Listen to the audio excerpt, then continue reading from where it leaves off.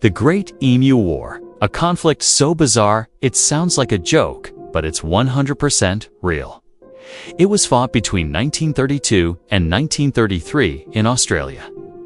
The combatants were the Australian military and, believe it or not, emus. Yes, emus. Before we start, please like this video and subscribe to our channel. Thank you. But why did these feathered fiends find themselves at war with the Aussies? To answer that question, we have to look at how the emus got to be such a massive problem in the first place. Prior to the 19th century, the continent of Australia was largely emu-free. But emus, like most animals, are not known for their intelligence, but rather their ability to reproduce at a staggering rate. Their population was estimated to be somewhere between 20 and 50 million birds. So in 1881, the Western Australian government declared emus vermin and open season all year round. This led to a huge decline in their population. But they bounced back quickly, so quickly that by 1932, they were considered a pest once again. But then people showed up. These new invaders quickly found that life down under was pretty nice, and they started bringing more people, and more people meant more fields. The newly arrived humans didn't appreciate the emus destroying wheat crops, which, to be fair, is kind of an understandable grievance. Farmers were losing thousands of pounds worth of crops every year. So they petitioned the government to do something about the emus, and the government agreed. They deployed soldiers to cull the emu population. The operation was called, wonderfully enough, the Emu War.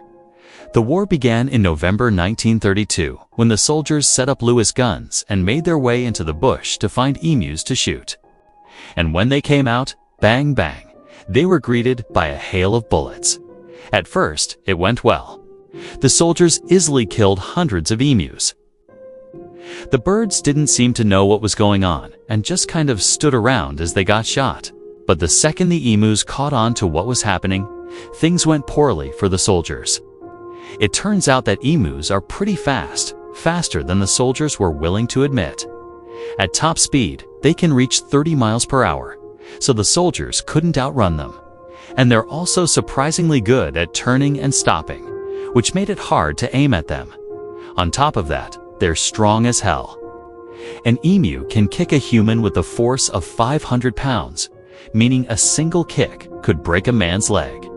And while they don't usually go after humans, they will if they feel threatened. So the soldiers had to keep moving.